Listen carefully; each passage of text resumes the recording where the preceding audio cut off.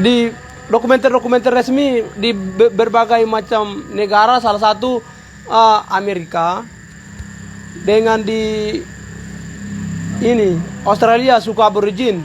Suku Aborigin saya ikuti betul, mereka adalah 3,3% penduduk, bahkan Indian, Amerika asli. Jangan sampai kita di Papua ini seperti begitu. Jadi saya hanya mau tekankan saja ke teman-teman yang hadir di sini hari ini dan pemirsa di rumah, bahwa tanpa ada kampung hutan negara tidak ada. Tanpa ada itu negara tidak ada. Tanpa ada kampung dan hutan, pohon satu, cacing satu ekor di tanah, itu tidak ada. Negara tidak bisa berdiri. Bahkan kabupaten sampai distrik tidak akan berdiri. Orang-orang di kota tidak akan menikmati itu kalau tidak ada kampung dan hutan, dusun kali. Kami sedikit kasih gambaran bahwa topografi wilayah di Papua Selatan, salah satu suku Awio yang sekarang hari ini ada berjuang di Bovendigul, di distrik Linati, di distrik Povi, di distrik beberapa distrik yang terdampak itu adalah jantung. Daerah-daerah itu adalah jantung. Sedangkan dataran di Merauke, Mapi, Asmat itu dataran rendah. Jadi kalau kayu di situ sudah habis, perusahaan masuk di situ semua, ini dataran rendah mati, banjir habis. Akan susah ke depan. Kali Maro, Kali Digul tercemar, ikan-ikan habis. Tadi di film Mama mengatakan memberikan sharing tadi bahwa di kampung itu, di Mam, beberapa kampung ini abang, hujan air di kayu-kayu sumur sekarang itu solar segala macam. Solar saja yang banyak.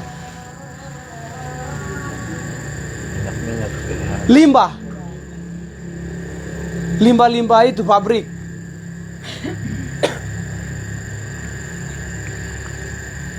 Kita bertanya, kenapa di Merauke tidak ada kepedulian terhadap itu, baik itu dari tua sampai muda, dari muda sampai tua? Karena kita disibukkan oleh berbagai macam kesibukan yang tidak berpihak terhadap kita punya tanah. Mungkin seperti itu. Semoga kita menjadi surat secara lisan. Setiap orang individu yang hadir, teman-teman yang hadir di sini, secara individu menjadi surat terhadap teman-teman, bahwa sampaikan, mengkampanyekan bahwa kita dalam keadaan begini, hutan kita dieksploitasi oleh kapital. Kapital artinya pemodal. Orang-orang yang industrialis besar, perusahaan-perusahaan besar. Kenapa dong tidak bisa kasih masuk perusahaan tentang cara buat anyam tikar, bagaimana di sini industri itu, atau cara buat minyak kelapa mesin kasih masuk. Kalau dong kasih masuk di sini berbahaya, dong bisa bangkrut. Mungkin seperti itu kami sampaikan dari kami, perwakilan Lapak Baca Hanim, bagi teman-teman yang hadir di sini dari setiap organisasi, setiap individu, semoga menjadi surat bahwa wilayah adat Hanim dari seluruh masyarakat adat di dunia yang terdampak. Salah satu masyarakat adat Hanim mengajak teman-teman untuk perhatikan, khusus yang makan minum di wilayah adat Hanim, cari hidup. Kami mengajak teman-teman untuk menyuarakan masyarakat yang terdampak. Mungkin seperti itu dari kami. Waktu kami kembalikan. Saya berikan aplaus dulu.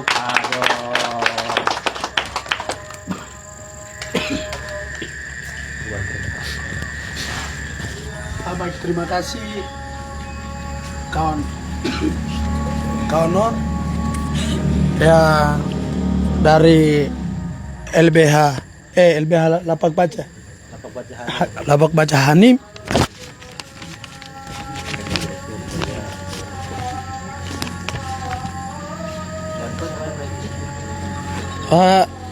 Di sini saya mau kasih tahu ke kawan-kawan semua bahwa dari semua organ yang ada di sini, saya izin hanya cuma 3 menit karena kita mengingat waktu juga, karena makin lama tambah larut, karena perjuangan ini tidak sebaik-baik mungkin ya. Kalau kita berjuang ya pasti binatang-binatang akan ikut kita begitu anjing liar begitu. Dan mungkin dari saya itu saja. Abang di belakang. Mungkin dari Abang di belakang. oh ya.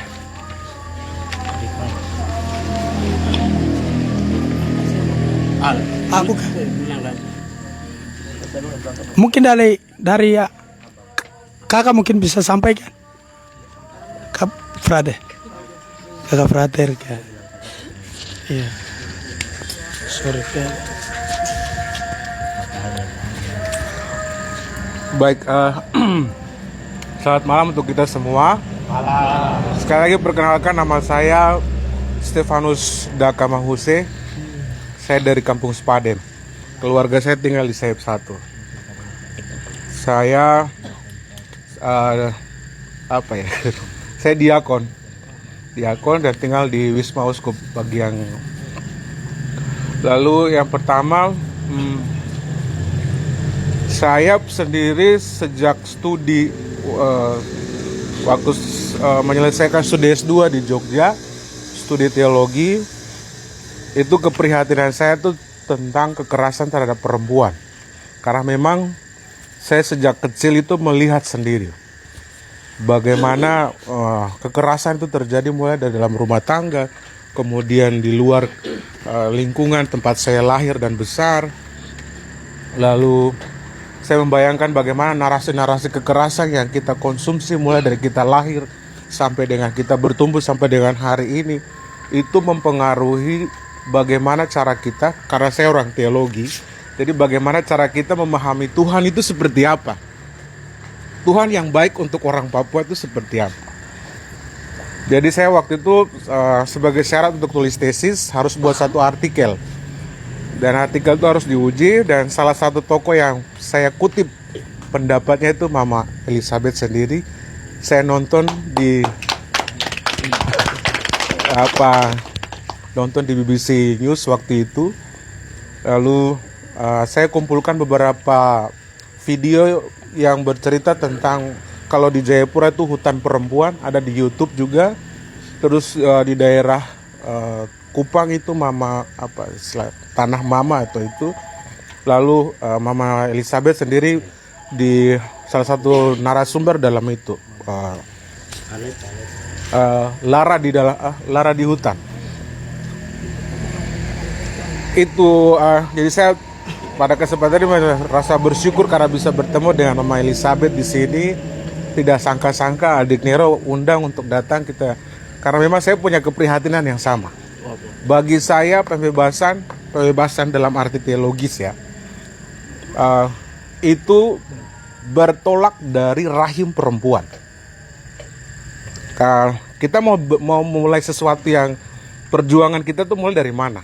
Kalau menurut saya itu dari rahim perempuan, khususnya kita konteks Papua. Oke lah, semua orang Papua itu mengalami diskriminasi, mengalami kekerasan, mengalami ketidakadilan. Tapi laki-laki Papua punya peluang untuk melakukan kekerasan terhadap perempuan dalam rumah tangganya sendiri. Dan itu karena sekarang perkembangan zaman, itu dimulai sejak masa pacaran. Kekerasan itu dilakukan itu bahkan mulai sejak masa pacaran. Tidak ada namanya pacaran itu sayang-sayang. Oh, tidak ada. Kau berani tak salah mata berarti kapal asap, sudah maki-maki. Padahal ini belum bayar orang anak perempuan. Belum tidak punya pekerjaan, tapi bikin diri seperti seolah-olah perempuan itu sapu barang. Itu refleksi saya dari situ. Dan ada sejarahnya, ada latar belakangnya. Kalau misalkan nanti kita berminat untuk refleksi lebih banyak bagaimana pandangan biblis tentang perempuan, antara kalau dalam yang ada yang Islam di sini. Tidak ada? Tidak ada. Kita tahu tokoh Sarah dan Hagar. Tahu? Sarah dan Hagar, istri dari Abraham. Waduh. Istri dari Abraham. Sarah disebut sebagai perempuan merdeka. Hagar disebut sebagai perempuan budak. Ya. Apakah menurut dalam itu Allah itu berkenan kepada siapa tuh? Kalau Allah berkenan kepada Sarah saja, berarti Allah mendiskriminasi perempuan. Karena dia lebih memilih perempuan Sarah sendiri. Itu sedikit gambaran tentang itu. Tapi yang saya mau katakan di sini dari refleksi dan apa yang Mama tadi sudah ceritakan dan visual, saya nonton di BBC, Mama yang menarik itu hati saya menangis ketika saya jalan dari divisi 1 sampai ke divisi 15. Itu leluhur saya mau kemana, mereka mau itu, saya kutip dari itu. Hati saya menangis. Kemudian tadi dalam video tadi tuh Mama lebih banyak berikan nasihat kepada, kalau sekarang kalian anak-anak mau buat apa? Itu yang tidak disampaikan dalam BBC News. Video tadi kalau digabungkan tuh lengkap, pesannya lengkap di situ.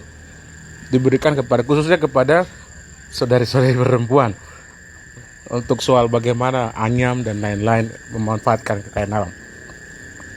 Dari sisi itu kemudian kita bisa lihat ada perbedaan.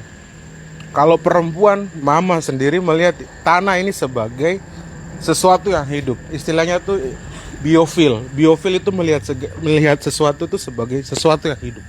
Kita menyebut tanah adalah Mama karena kita lihat ini bukan benda mati yang kita ada berdiri. Ini bukan benda mati, tapi dia punya roh. Dan roh itu adalah roh perempuan. Kita menyebut tanah adalah Mama bukan asal kita ikut-ikut. Orang lain di luar bilang Ibu Pertiwi, kita di sini, kita juga bisa bilang tanah adalah Mama. Tapi kita punya dasar antropologinya apa, filosofinya apa, ada mitologinya. Kenapa sampai orang Papua bisa menyebut tanah adalah Mama? Dan setiap suku punya itu, punya cerita itu. Nah, kalau kita punya kelompok seperti begini, kita gali itu, kalau kita bertolak dari situ, itu akan sangat kaya. Kami di Jogja, Mama nonton film itu dan kami diskusi. Jadi kami sudah diskusi dan Mama beberapa kali kami dengan mahasiswa dari 4 kabupaten, Asmat, Mapi, Merauke, Boven. Dan kami diskusi sama-sama. Kami diskusi lalu ditanggapi dengan dari sudut pandang masing-masing bidang studi. Yang studi bagian kesehatan, dampak dari kerusakan alam itu kalau kita dikaji dalam ilmu kesehatan seperti apa. Dampak dari kerusakan alam dari sudut teologi saya seperti apa. Jadi kita sama-sama saling memperkaya. Tidak monoton hanya ilmu sosial saja, tapi saling memperkaya. Jadi Mama, kita sudah nonton videonya Mama di sana dan kami sudah refleksi sama-sama. Jadi itu tadi kembali lagi kalau kapital mereka melihat tanah ini sebagai nekrofil, benda mati. Ini adalah uang. Tanah ini uang, bukan ini benda mati yang bisa dijual beli. Sama dengan kalau kita melihat perempuan itu benda mati. Saya bisa atur dia. Saya bisa buat dia seenak saya. Saya mau pukul dia seenak saya. Saya sudah bayar, saya sudah ini. Jadi saya mau pukul perempuan, saya bisa saja.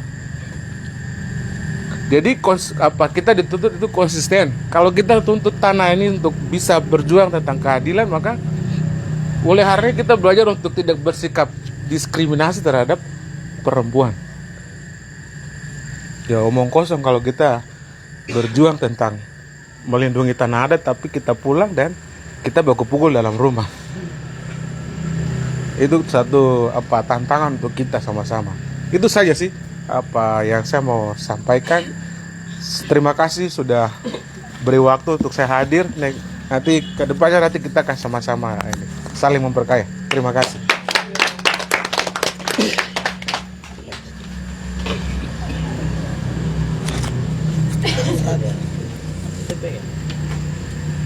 Itu sampaikan terima kasih.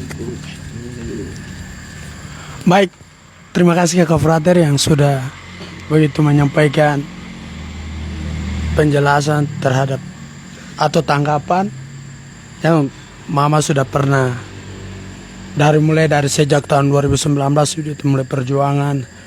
Akhirnya hari ini kita banyak yang tanggapi persoalan itu. Dan mungkin itu saja. Mungkin dari kawan-kawan yang dari organ lain mungkin ada yang mau kata.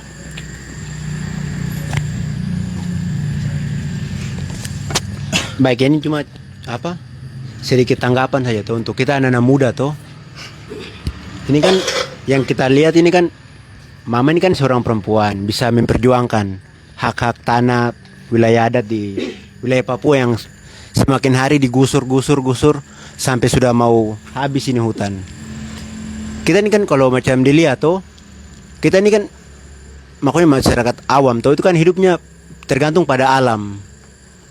Dari kita tidak nenek moyang dari dulu itu kan mereka itu tidak macam hidup macam sekarang tuh. Dong makan ikan tinggal kayak apa?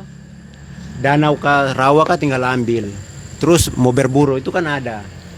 Kayu apa semua itu sudah lengkap. Tapi kalau sekarang munculnya dengan ini tuh adanya pemerintahan terus apa penggusuran besar-besaran tuh. Sekarang yang terjadi mau cari makan kan agak sulit tuh. Apalagi mereka yang makanya yang dianggap macam kelas bawah begitu tuh. Makanya yang di daerah perkampungan tuh. Itu yang sekarang bikin sampai makanya mau ruang geraknya macam dipersempitkan. Mau cari makan ke sini kan tidak bisa tuh. Apa? Lahan sawit saja tuh ribuan hektar. Mau jalan di dalam hutan juga dalam sawit juga tidak bisa ketemu tikus juga dalam tidak bisa. Terus itu satu terus airnya. Mau mandi, mau minum kan setengah mati juga. Bisa terganggu kesehatan. Itu dari situ terus apa? Alam. Macam hujan juga sudah tidak terarah. Itu dia turun tidak pakai musim ke apa deh, asal turun saja. Itu kan macam pohon-pohon besar yang macam digusur sekarang tuh. Itu ini menyerap air. Sekarang kita lihat sekarang tuh dunia sedang mengalami pemanasan global karena penggusuran hutan besar-besaran. Bukan di Papua saja tapi di hampir seluruh wilayah di belahan bumi ini tuh. Itu mengalami kekeringan yang begitu dahsyat. Sampai saat hari ini kita mengalami di Merauke ini tuh. Cuaca juga dia sudah tidak mendukung, dia sudah turun sembarang tuh. Angin arah angin juga dia sudah tidak macam terarah begitu tuh. Nanti contohnya angin barat kaget angin ini sudah datang lagi. Terus hujan juga sudah tidak ini. Itu banyak faktor alam yang sekarang mulai rusak yang kita alami sekarang ini. Itu yang saya mau disampaikan. Makanya untuk kita anak muda ini kita mau berjuang dari mana ke mana. Apakah kita berjuang untuk membela hak-hak wilayah tanah, terus pemerintah ini kan apa perusahaan kan dapat apa izin dari pemerintah. Itu satu. Terus apa perusahaan bayar anggota untuk mengamankan. Terus yang salah siapa yang jual tanahnya siapa? Sebenarnya itu mesti pikir baik-baik juga. Jangan kita pikir sesaat saja kita punya kepentingan pribadi itu untuk hari ini. Terus kita tidak pikir untuk kedepannya lagi. Sekarang begini kita mau bendung kembali tuh. Agak susah juga untuk kita mau gugat kembali sekarang. Karena ini kita mau lawan kita tabrak peluru lagi kan mati sia-sia kita ini. Mau mulai dari mana? Kita harus siapkan kekuatan yang lebih besar lagi. Yang saya harap untuk kawan-kawan dan anak muda semua harus sadar bahwa sekarang kita sedang dalam keadaan apa sekarang. Sampai pada saat hari ini. Mungkin dari saya begitu saja.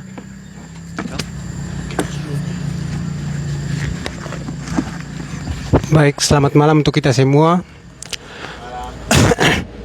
Kami dari organisasi Ikatan Keluarga Besar Kampung Sabon. Tadi kan sudah jelaskan panjang lebar dari saudara Hamatus. Di sini kan saya cuma mau tegaskan dari masalah Mama tadi bilang noken. Kita sebagai anak Papua harus mempertahankan. Masa kan dari kabupaten ini cuma 9 organisasi yang organisasi saja yang dukung ini Mama untuk melawan kapitalisme, militerisme. Siapapun anak Papua wajib untuk melawan.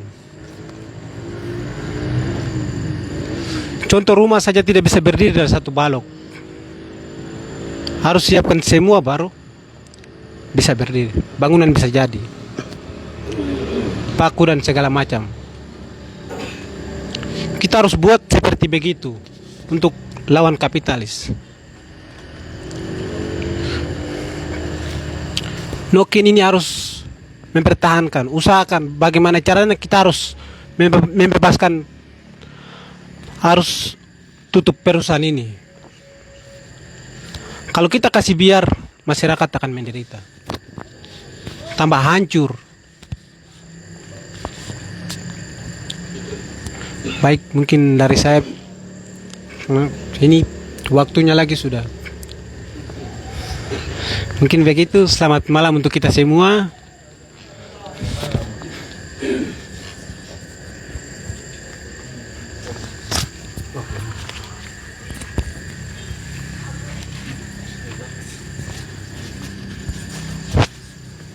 Ya, selamat malam. Kami dari masyarakat adat Papua, Mai. Yang pertama, kami ucapkan terima kasih untuk kehadiran kawan-kawan. Juga kami salut dan hormat juga untuk Mama yang bukan kita hari ini untuk melihat persoalan yang besar ya. Persoalan yang hari ini sedang terjadi di lebih khusus wilayah Hanif.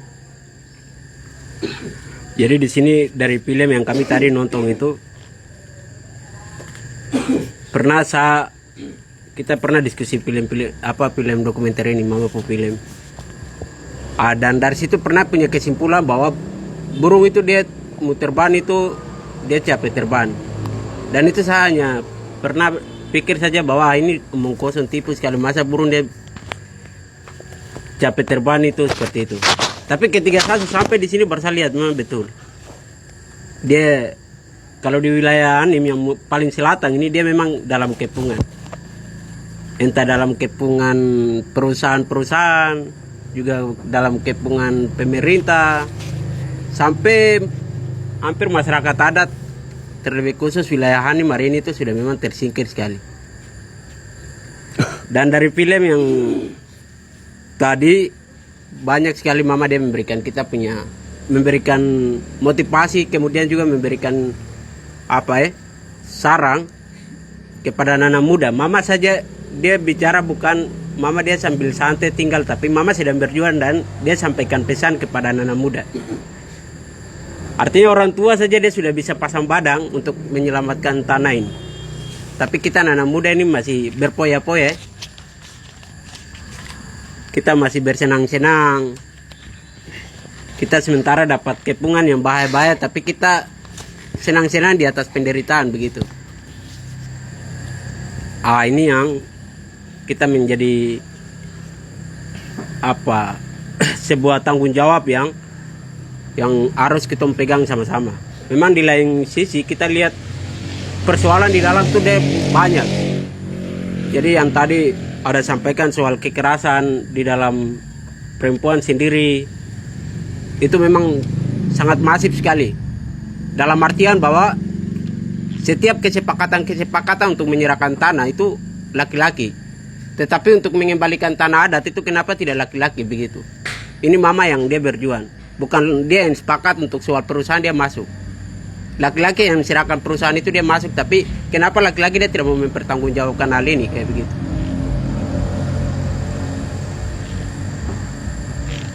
Jadi di situ yang menjadi kita punya musuh juga dia sudah jelas juga. Mulai dari masyarakat adat yang serahkan perusahaan dia masuk.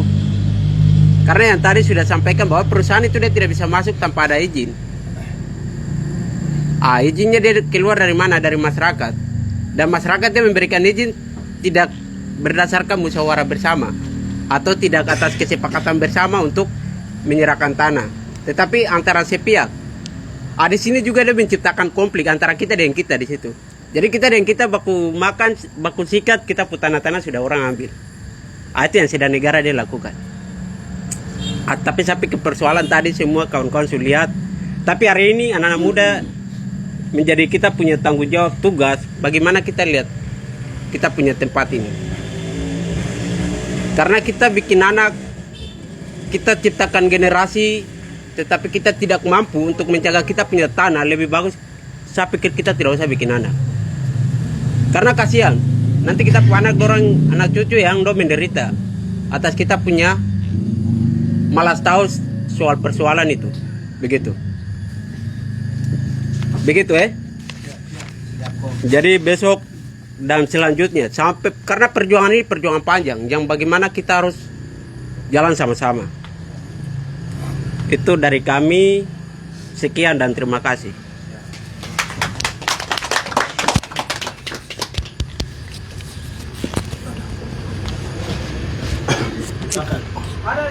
Belakang.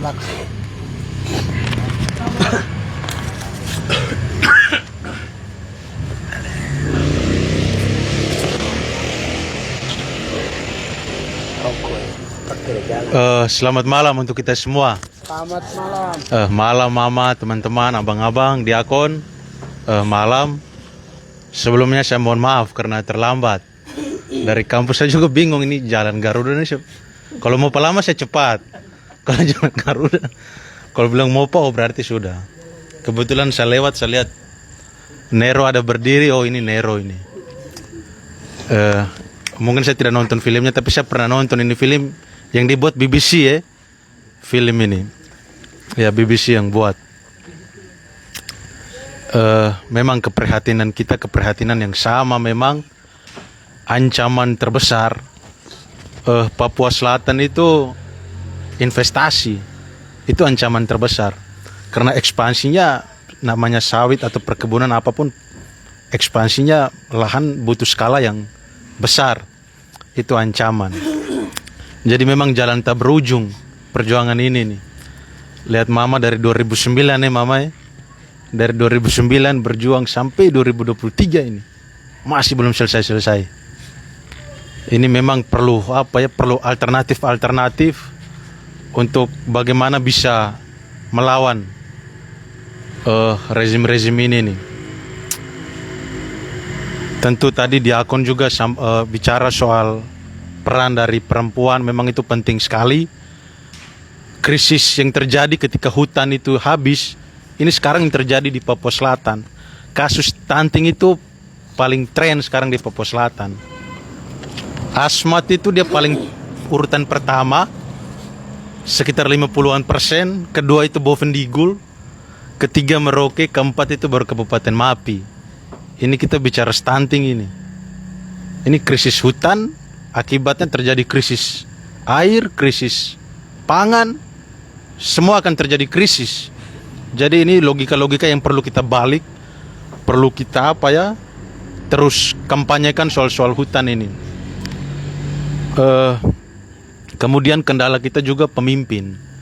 Pemimpin kita ini tidak punya pandangan intersubjektivitas terkait melihat alam itu sebagai, melihat hutan itu sebagai makhluk hidup.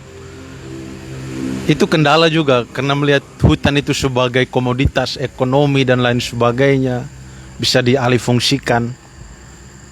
Ini juga memang kendala juga untuk kita, karena ketika kita berhadapan dengan birokrasi pemerintahan, pasti tatarannya tataran legalistik, positivistik. Di luar itu memang tidak bisa memang kalau berhadapan dengan orang. Mungkin ada siasat-siasat tertentu. Kemarin juga kita sempat berdiskusi dengan Dinas Lingkungan Hidup. Dinas Lingkungan Hidup Provinsi yang baru ini, itu memang dilematis. Kita dimekarkan jadi sekarang berapa 6 provinsi, kita termasuk dimekarkan. Tapi kemudian segala kebijakan itu tidak desentralisasi, malahan lebih sentralistik. Segala keputusan itu banyak diambil oleh pemerintah pusat. Konsesi hutan dan lain sebagainya. Ini pemerintah provinsi tidak punya kewenangan kalau soal konsesi hutan. Kalau untuk sekarang semuanya diambil alih oleh Kementerian Kehutanan. Ini kemudian menjadi tantangan juga untuk kita. Tapi kita juga tidak terus berkutat dengan itu, masalah-masalah itu. Perlu alternatif yang lain. Kita banyak berdiskusi dengan kita punya senior-senior yang berjuang ini Mereka bilang memang jalan tak berujung. Berjuang dari sekian tahun sampai ke PBB dan lain sebagainya. Ya, sampai ke ujung dunia mana pun mereka bilang susah. Yang paling penting sekarang hilirisasi. Bangunnya dari hilir. Dari hilirnya ya dari kampung memang. Penting sekali untuk sekarang hilirisasi. Itu penting sekali bagaimana melakukan itu. Bukan edukasi sih, maksudnya kita berbagi, berdiskusi supaya bangkit kesadaran kritis. Itu yang paling penting. Dan juga karena kita bicara terkait masyarakat adat ini, mungkin sudah didiskusikan atau apa, saya tidak tahu. Tanggal 9 ini kan Hari Masyarakat Adat Sedunia. Tanggal 9 Agustus ini. Mungkin kita bisa diskusi apa lebih lanjut terkait apa, mungkin bisa dibuat giat-giat apa terkait dengan Hari Masyarakat Adat Sedunia. Jadi itu dari saya. Ini memang tanggung jawabnya bukan tanggung jawab cuma teman-teman misalkan mahasiswa, tapi harus tanggung jawab semua. Kita perlu lagi konsolidasi. Saya juga beberapa kali bicara dengan komunitas-komunitas, mereka siap juga untuk ikut bersama, untuk ikut kita sama-sama untuk saling berdiskusi, berdialog terkait ini. Memang kalau bicara Papua Selatan ini memang daerah yang paling aman, yaitu daerah yang paling cocok untuk bercokolnya investasi memang. Jadi suka tidak suka, kalau kita bilang dari perjuangan dari tahun ke tahun tidak berujung, karena rezim kita ini dibentuk ini agak susah, karena pembuat kebijakan ini semua pedagang. Itu yang susah. Itu yang susah, memang perjuangan kita memang susah, karena misalkan kita lihat di kita punya parlemen, DPR, semua ini pengusaha semua yang punya kepentingan. Pemilik partai ini pengusaha semua. Jadi memang itulah perlu kita kembali mengorganisir. Kekuatan kita ada kembali itu solidaritas, disiplin. Kalau kita bicara anti segala macam, anti kemapanan, anti kapitalisme dan segala macam, kalau gaya hidup kita masih kapitalistis, masih itu, saya kira penting untuk kita untuk disiplin. Disiplin maksudnya gaya hidup kita harus itu supaya kita bisa melawan sistem yang kita anggap sekarang ini sistem yang tidak memanusiakan. Jadi kalau dari saya itu saja yang bisa saya sampaikan.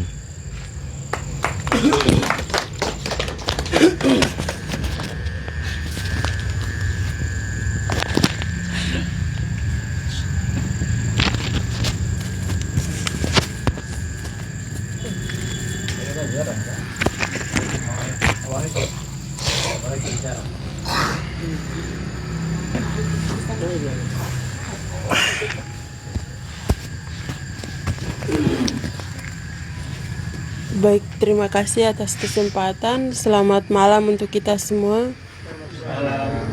Baik, terima kasih. Mungkin dari saya menyangkut dengan film tadi itu, mungkin di Papua Selatan ini mungkin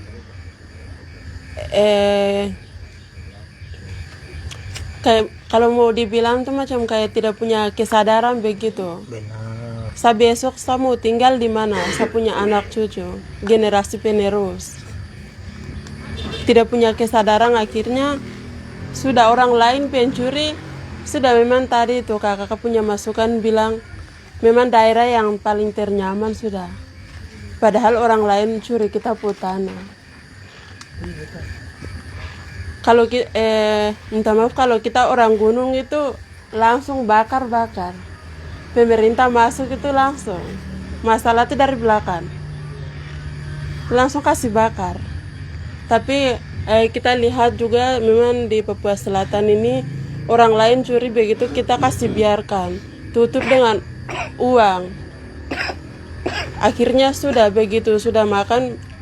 Jadi perempuan masuk pun sudah laki-laki itu memang sudah injak dengan tutup dengan uang, jadi mau bagaimana lagi. Jadi sudah Tidak ada kata sudah menangis, air mata yang jatuh. Jadi menurut saya itu mungkin terlebih dahulu tuh teman-teman yang di Papua Selatan ini kepala-kepala suku adat kepala suku itu dorang kurang pemahaman. Jadi kita sebagai mahasiswa itu kasih pemahaman ke mereka. Terus kita perempuan Papua juga itu bagaimana cara untuk kita cara anyam noken yang tadi di sana mama sampaikan juga itu. Di mana kamu perempuan Papua? Jadi kurang pemahaman. Akhirnya tadi sudah masalah faktor tuh pacaran kak, itu akhirnya sudah perempuan tuh memang berjuang yang untuk kekerasan terhadap perempuan tuh memang ada, tapi kurang paham, kurang diskusi. Akhirnya rasa menindir sendiri kayak ikut-ikutan begitu, tidak punya kesadaran untuk saya besok saya punya anak cucu nih mau tinggal di mana, itu tidak berpikir untuk masa depan. Jadi menurut saya mulai hari ini nanti besok kita diskusi itu kita kaderisasi berapa organ-organ yang kita hadir ini, membangun teman-teman, kasih pemahaman mereka, nanti kita diskusi kita jalan ke sana dapat undangan itu kita hasil pembahasan seperti ini. Jadi besok juga ada. Jadi kalau teman-teman ada waktu kosong begitu bisa bergabung begitu. Mungkin dari saya itu sudah sekian. Selamat malam.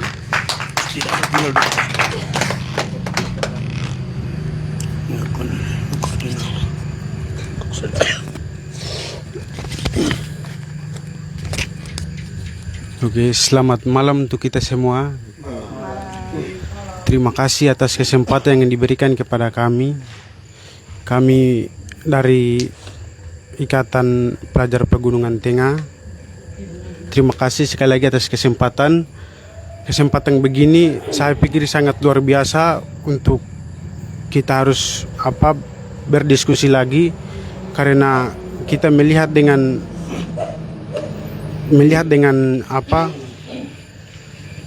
mata bahwa di tanah Papua ini memang yang tadi dibilang kapitalis ini datang menghancurkan tanah Papua, terutama dengan perusahaan-perusahaan yang masuk. Sehingga saya saran saja momen-momen begini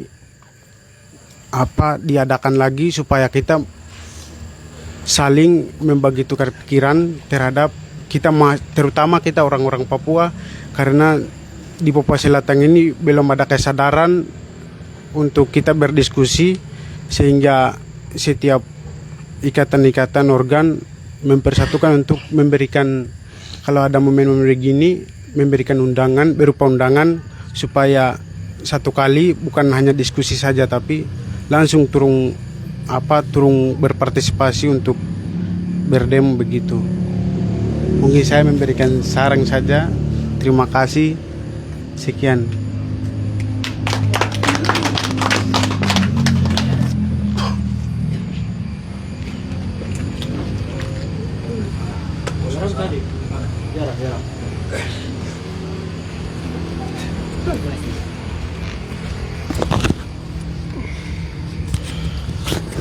Baik, terima kasih. Selamat malam untuk kita semua. Baik, selamat malam juga Tuhan, dan selamat malam tanah Papua. Saya perwakilan dari BEM. Mungkin saya agak singgung terkait dengan film tadi, Mama Papua menolak kelapa sawit. Nah, ini menjadi pertanyaan saya sendiri. Kita pemuda ini, kita dulu di mana? Ini yang jadi pertanyaan. Kita dulu di mana, lalu mama turun, akhirnya kita macam buka mata begitu. Nah, pernyataan ini kita bisa simpulkan ke maksudnya diri kita masing-masing. Yang berikut, bukan mungkin, tapi memang benar apa yang mama sudah tadi melalui film sudah sampaikan, kalau kami itu sudah berhadapan dengan TNI Polri segala macam. Memang benar. Karena di mana perusahaan masuk atau di mana punya orang yang punya modal mau turun di situ, otomatis kita akan pertama berhadapan tuh dengan itu sistem militer. Jadi yang karena begitu dengan berpakaian lengkap dan alat negara turun, akhirnya kita secara psikolog kita akan melemah di situ. Jadi di sini daripada pernyataan ini kita harus buat punya persatuan. Nah, ini yang jadi jawaban yang di sini. Kami di selatan tuh kurang sekali ini apa? Kita kompak. Nah, ini berkali-kali saya biasa sampaikan ini. Ini mungkin saya kelima kali apa? Kekompakan kita di selatan ini minim sekali. Kita banyak punya konsep, memang luar biasa. Teman-teman sudah satukan konsep pikiran, tetapi yang akan jadi unggul itu persatuan. Punya persatuan, barang apa yang akan masuk kita akan negosiasi itu gampang. Tetapi kalau tidak ada persatuan, punya konsep banyak akan mati di situ. Kita selatan ini sayang. Tanah ini dia kasih kita makan, minum. Bahkan kita makan, minum dan kita berak juga di tanah ini. Tetapi kontribusi kita ke tanah Malin ini apa? Itu. Kami teman-teman dari gunung diutus ke selatan ini. Kita menyuarakan sama-sama. Dan juga teman-teman dari barat apa segala macam kita ada di selatan ini untuk nasibnya sama. Jadi dan juga untuk kita tidak hanya momen-momen begini kita bicara lalu tindakannya itu tidak ada, itu kacau juga. Jadi kalau bisa kita jangan menjadi tempat-tempat begini hanya membawa nama lalu nama itu taruh dan orangnya di mana. Jangan sampai terjadi seperti itu, macam pro kontra begitu antara kita, jangan saling baku jual. Nah, itu yang jadi masalah juga. Jadi pada intinya kayak itu, kita kompak atau tidak. Nah, ini yang jadi pertanyaan ke kita. Ini yang jadi pertanyaan. Kita orang-orang Ahanim ini orang-orang yang cerdas, orang-orang yang luar biasa, sungguh mati. Ini kalau sama bilang sungguh mati ini benar nih. Orang-orang yang pintar. Tetapi kurang itu persatuan ini yang kurang. Akhirnya persatuan itu yang mematikan kita punya kecerdasan. Kalau dua-dua ini jalan, Tuhan Papua kalau mau merdeka. Ini bukan apa, maksud ini kita mau singgung apa tidak, tetapi ini masalah kita persatuan. Mungkin kurang dan lebihnya sekian, mohon maaf kalau perkataan saya agak menyinggung perasaan tua-tua teman-teman. Sekian, terima kasih, luar biasa.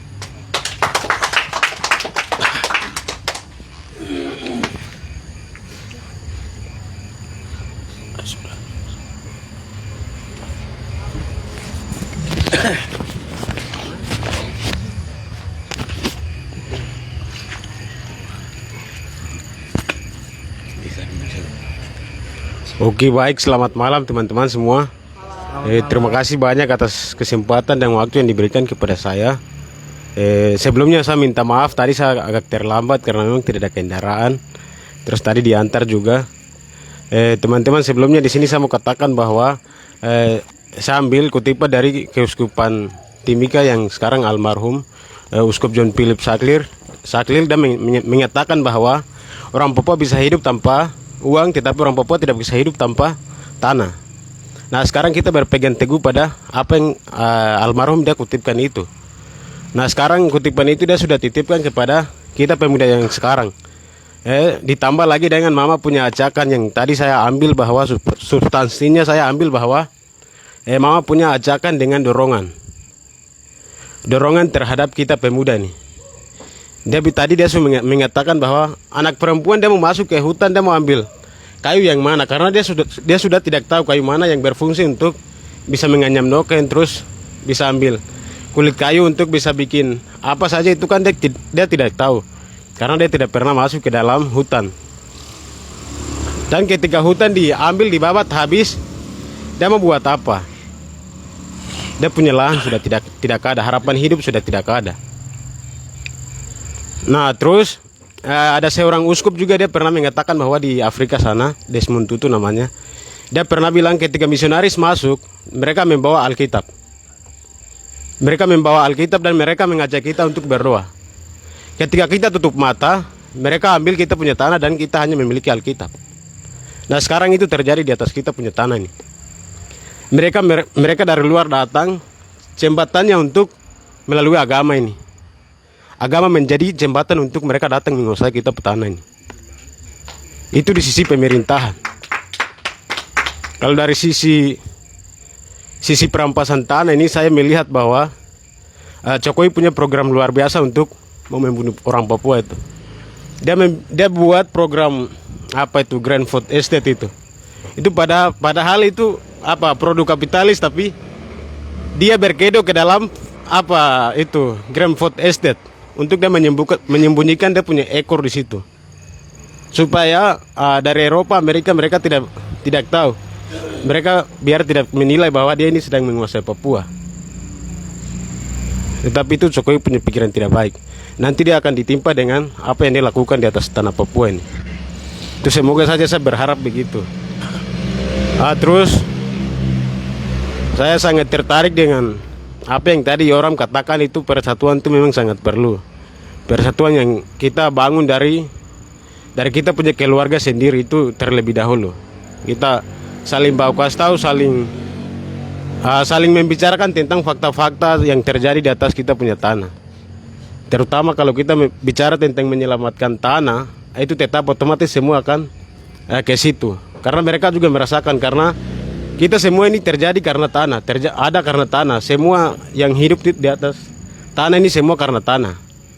Dan bahkan kita mati pun nanti akan kembali ke tanah juga. Jadi perlu bahwa kita menyelamatkan tanah ini memang sangat perlu. Dan saya sangat akui bahwa Mama punya perjuangan ini luar biasa.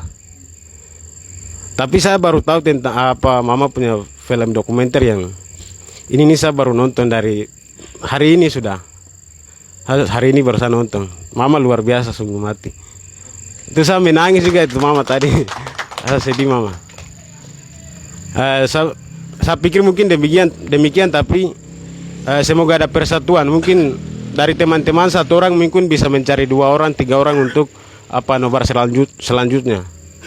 Biar teman semakin banyak, masa semakin banyak, biar kita eksekusi selanjutnya. Dari tadi kakak direktur udah bilang itu sangat baik. Oke, terima kasih, saya kembalikan waktunya.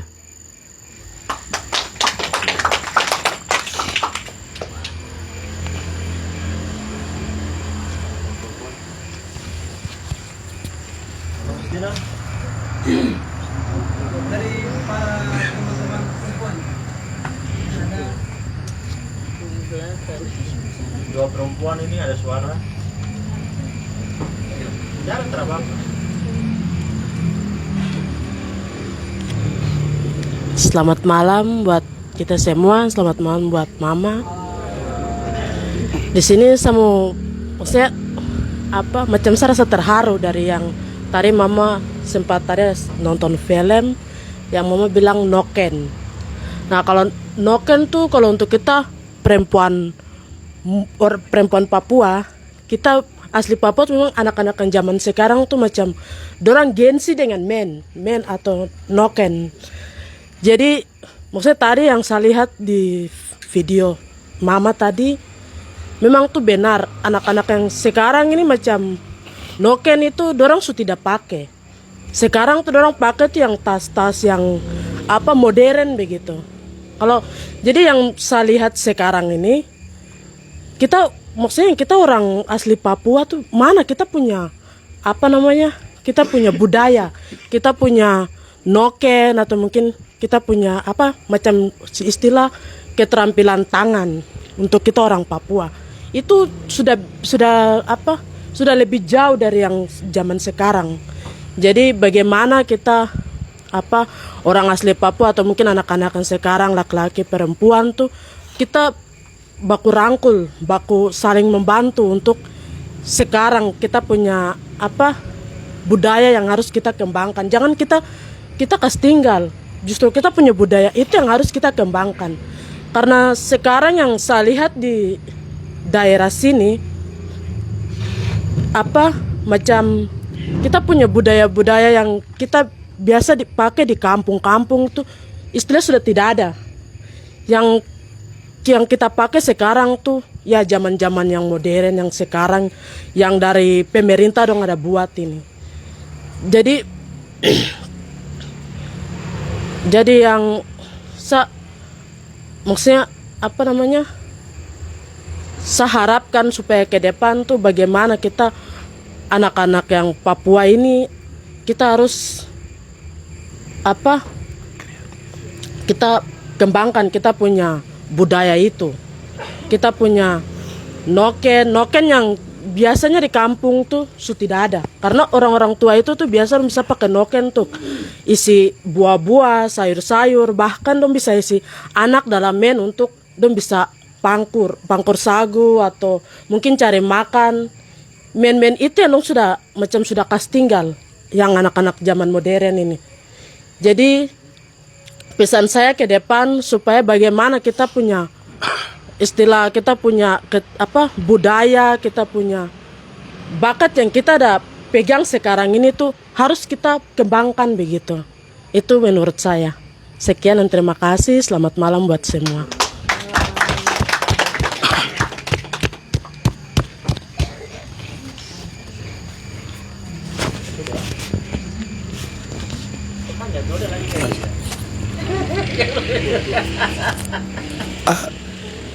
Baik,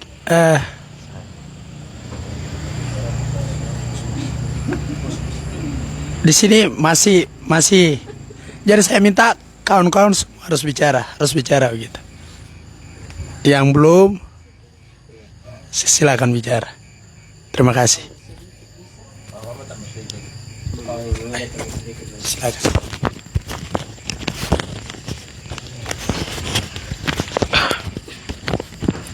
Baik, mungkin ini Mama cuma tambah saja. Saya mau sampaikan buat saya punya anak-anak Papua ini. Yang saya lihat belum ada kebersamaan ya. Jauh ini. Seharusnya ada pertemuan-pertemuan begini, harus kita hadir. Tuh. Jangan cuma 1-2 orang. Karena saya di sini sebagai ibu, malam ini jujur nak, saya sedih. Saya sedih. Karena kalian tidak pernah tahu di setiap perusahaan itu anak Papua diperlakukan seperti apa. Saya sedih. Seharusnya malam ini di tempat ini saya mau anak-anak Papua tuh harus hadir. Harus. Tanpa terkecuali. Kalian tidak pernah tahu betapa sakitnya hati saya. Yang saya lihat begitu banyak anak Papua di setiap perusahaan tidak dipekerjakan. Saya sedih. Saya selalu ribut. Kadang pihak perusahaan panggil TNI untuk harus datang amankan saya. Tapi saya tidak pernah takut. Saya tetap maju untuk membela putra-putri Papua. Saya tidak pernah mundur anak-anak. Jadi kalau malam ini kalian hadir cuma 1-2 orang, Mama sebagai seorang ibu, Mama rasa sedih. Sedih. Mari anak-anak, jangan diam. Kita bersatu untuk kita membela yang benar. Tidak boleh kita takut. Karena kalian ini tidak pernah tahu. Banyaknya perusahaan yang ada masuk ini sampai di kampung-kampung. Anak-anak Papua tuh cuma bisa berdiri dengan lembaran, cuma bisa berdiri dengan mereka punya jasa. Ada S1, ada S2, bahkan sampai S3. Tapi kenapa anak-anak Papua ini tidak bisa dipekerjakan? Ini kenapa? Apa mungkin karena sistem?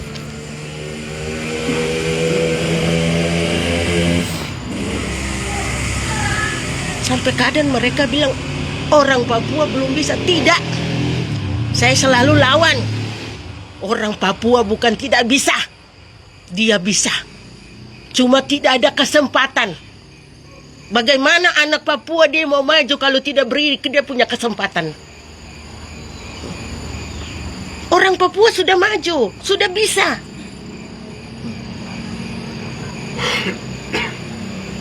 Mereka punya tempat ini, kalian sudah datang rampok, curi. Akhirnya mereka cuma jadi penonton di setiap perusahaan.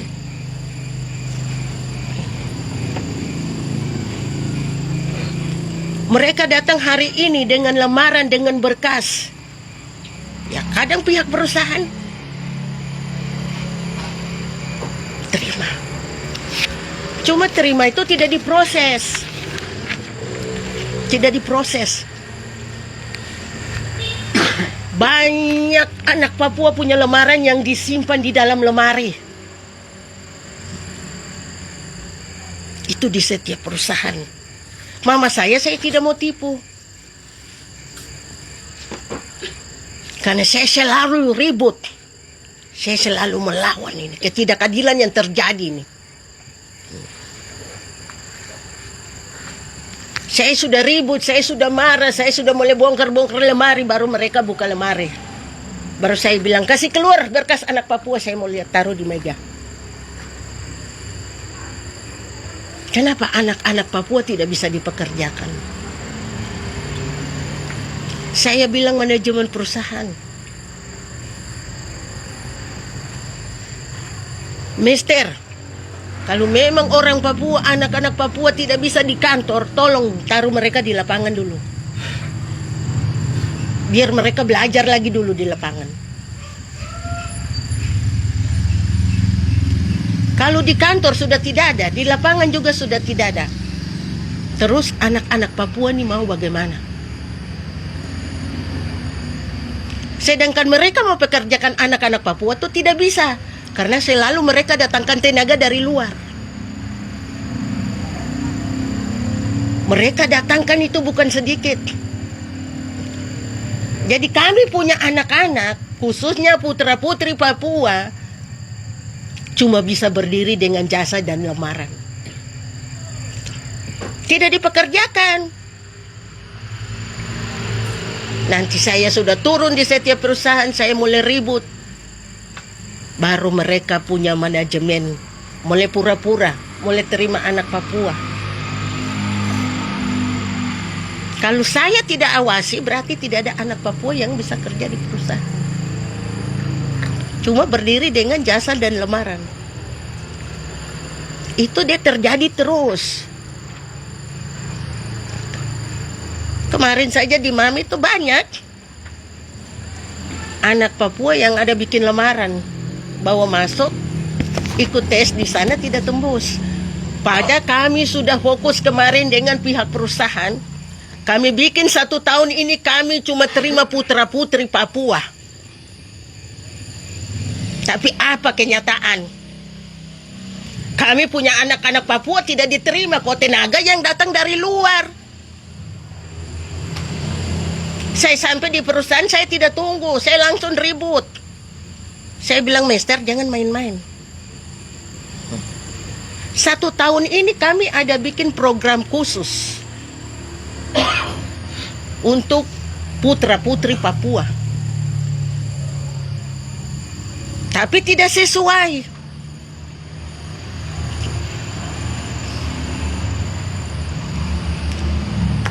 Yang mereka terima bukan Papua. Yang masuk itu tidak tahu, yang datang dari luar. Jadi mama saya nih di setiap perusahaan itu mereka sudah cap saya nih provokator. Akhirnya 2019 mereka lapor saya sampai di DPR pusat. Itu dari perusahaan. Tapi saya tidak takut dia, Mr. Keong. Saya bilang, Mister, kau warga negara asing. Ya. Tidak pantas kau datang lapor saya di negara Indonesia. Apakah saya yang pencuri, Kak Mister? Jangan main-main, Mister. Warga negara asing bisa masuk ke Indonesia, lapor kami, warga negara Indonesia yang status kami ini jelas. Ini pemerintah tidak boleh diam, harus tangani masalah ini. Tidak boleh diam. Seakan-akan kami dituduh lagi mencuri. Kami tuan, tapi dituduh lagi mencuri.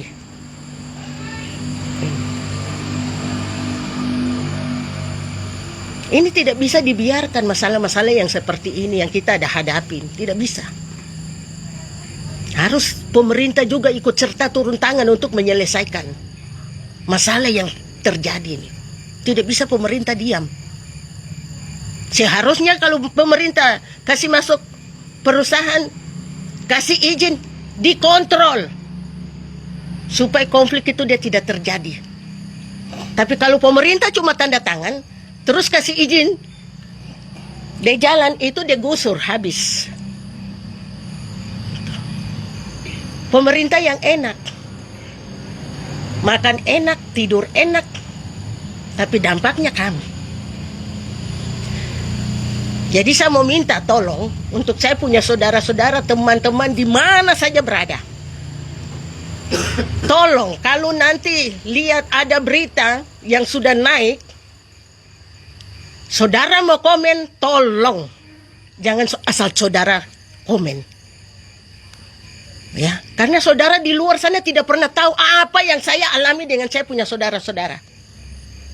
Saya cuma mau minta tolong untuk teman-teman saudara. Jangan komen asal komen. Karena kalian tidak pernah alami apa yang kami alami, apa yang kami rasa bertahun-tahun. Kami dianiaya, kami ditindas, kami disiksa, kami lapar. Kami lapar. Hutan tanah sudah habis. Manusia Papuanya ada miskin.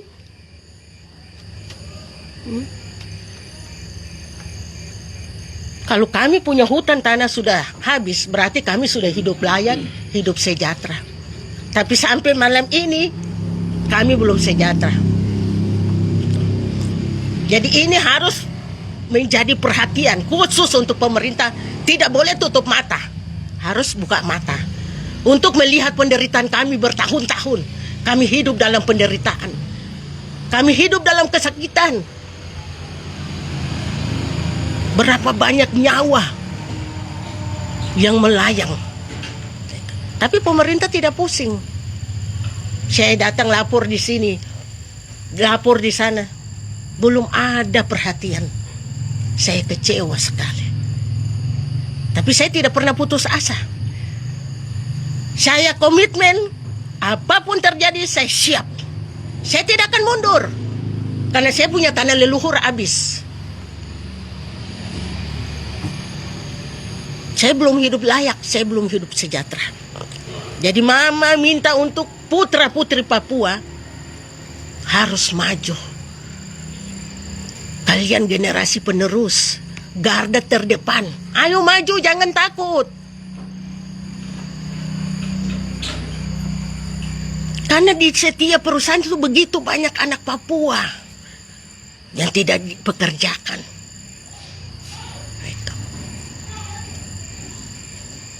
Jadi kalian harus satukan barisan. Mungkin yang malam ini dia tidak datang, ayo kasih tahu teman-teman, saudara-saudara. Tidak boleh kita terpecah belah, kita harus bersatu. Dengan kita punya kesatuan itu, kita kuat baru kita maju. Ayo kita lawan sama-sama. Tapi saya lihat jujur, saya lihat mahasiswa di sini ini kayak udang, mundur maju. Mama saya ini berapa kali turun di Musamu, saya lihat. Kok anak-anak Papuanya begini? Begitu banyak anak Papua. Di mana kalian punya keberanian? Di mana nyali kalian sebagai putra-putri Papua? Di mana? Saya tanya anak-anak Papua. Begitu banyak perempuan Papua melahirkan anak-anak Papua generasi penerus. Terus di mana kalian? Harus kalian berjuang untuk menyelamatkan hutan tanah. Saya lihat di Musamusi itu, aduh, kadang saya nonton saja. Itu saya turun lihat berapa banyak anak Papua yang ada di kampus sana. Hari itu saya turun, saya sisip di situ, saya duduk dengan mereka. Saya mau lihat ini anak-anak Papua nih. Apa yang kalian mau buat? Karena tidak ada persatuan. Makanya kalau ada masalah, yang lain maju, yang lain mundur. Itu udang.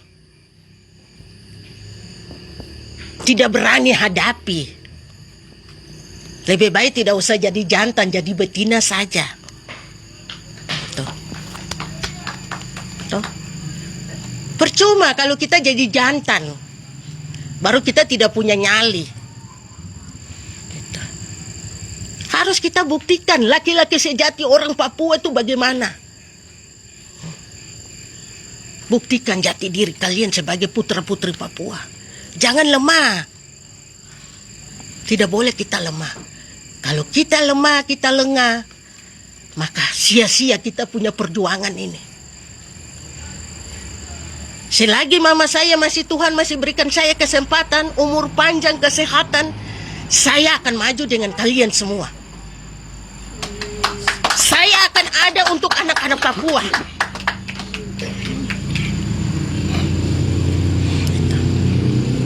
Ini saya punya sumpah dan janji untuk anak Papua. Jadi mari kita sama-sama. Jangan takut. Selagi Tuhan masih kasih kita kesempatan, mari kita sama-sama bergandengan tangan. Itu saja mungkin yang Mama bisa sampaikan, Mama berbagi. Ini supaya menjadi motivasi untuk yang malam ini mungkin tidak datang. Tolong sampaikan bahwa kita harus berjuang sama-sama untuk menghadapi. Jangan kita lemah. Kalau kita lemah, nah itu sudah, kita tidak bisa maju. Tapi kalau kita bersatu, kita lawan. Dan kita tidak bisa sendiri. Kita minta campur tangan Tuhan, kita akan menang. Itu saja mungkin. Terima kasih, selamat malam.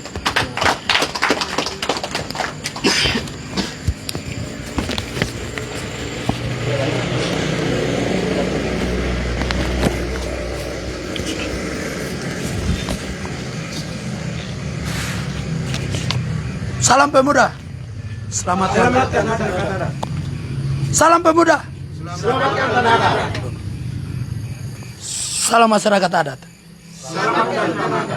Selamatkan masyarakat adat. Selamatkan Kanada. Baik, terima kasih untuk kawan-kawan semua, Mama, kawan-kawan semua yang sudah bicara, mulai dari ketidakadilan, perampasan, pokoknya semua yang sudah dibicarakan. Hari ini kenyataannya yang kita sempat sudah nonton sama-sama ya, yang ketidakadilan yang terjadi di Merauke ini sudah.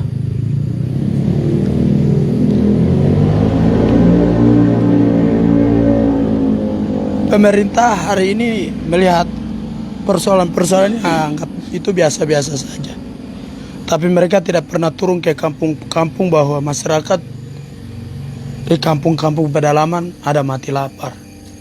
Mereka di kota hidup makan kenyang-kenyang di atas penderitaan orang asli. Padahal tanah yang kita kasih, bukan kasih tapi mereka datang itu dengan secara binatang, secara anjing. Anjing yang datang untuk masuk hutan lalu kejar binatang. Semodel kayak begitu. Nah, mungkin dari saya itu saja. Kita langsung lanjut ke doa ya, doa penutup. Oh iya. Oh iya betul. Doa konsolidasi. Setelah ini kita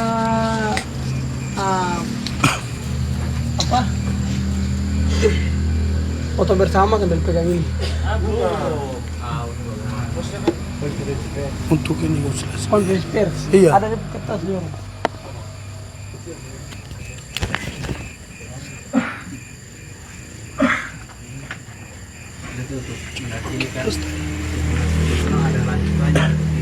Setelah ini bagaimana kelanjutannya, ini perlu kawan-kawan bicara. Jadi ini bukan seperti kawan-kawan bikin kegiatan kumpul-kumpul begitu. Tidak. Ini kawan-kawan sepakat untuk membentuk bersama toh. setiap apa. Jadi jangan kasihan. Karena begini, ini mama nih, kamu bayangkan dari tahun 2009 sampai sekarang cuma bicara masalah. Apakah kita mau terus bicara masalah terus? Kan bukan begitu. Toh? Apa yang mau kawan-kawan lakukan? Berjuang dengan apa yang hari ini penderitaan yang mama dengan mama punya masyarakat hari ini alami.